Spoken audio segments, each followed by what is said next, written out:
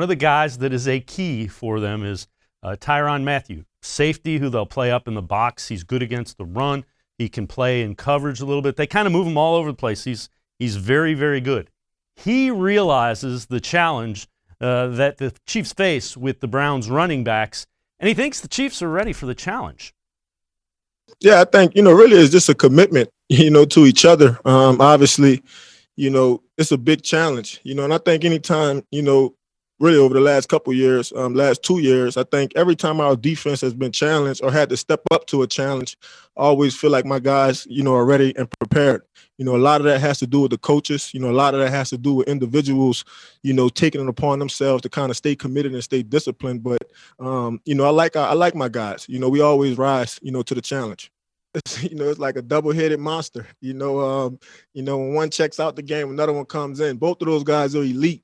I think in their own way, obviously, Kareem, he can do a lot, things out the backfield. They motion him out a lot in empty sets, trying to find a matchup. And, Nick Chubb he reminds me of those old school runners. You know what I mean?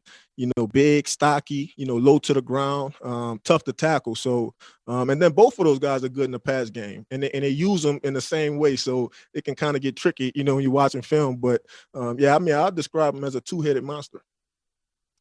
Tyrann Mathieu talking about Nick Chubb and Kareem Hunt. Let's bring Dan Labbe back in. Dan, he had it. You can tell he's been watching tape. He knows exactly what the Browns want to do. Yeah, he offered a pretty solid scouting report of both of those guys. And that's always going to be the challenge with this offense for the Browns is they present these two guys in so many different ways. And, it can start with just one spelling the other. But then, I think the thing that kills you is if you're watching that tape from last week, you have to be aware of Kareem Hunt in the screen game, in the pass game. But then they hit Nick Chubb on that 40-yard screen. So they're not afraid to kind of throw to these guys in different ways. And if Nick Chubb's out there, you can't just say, oh, they're not going to throw to the back. They are going to throw to the back. They are going to split him out wide and try and do different things with him. Even though he's maybe not quite as good at that stuff as Kareem Hunt, they're showing it, they're putting it on tape. And so there's no way that the defense can just be comfortable based on who's in the game and kind of know what's coming. So the Kansas City still not sure if they're going to have a couple of their linebackers. It may force them into playing a safety kind of in the box, almost like a sub package, which I don't think you don't have to do that against the Browns with the way this offensive line and Hunt and Chubb are playing. They're not going to know until game time if they're going to have Willie Gay, one of their linebackers. Hitchens was banged up, so they're thinking he's going to go because he's practiced. But there's some concerns there.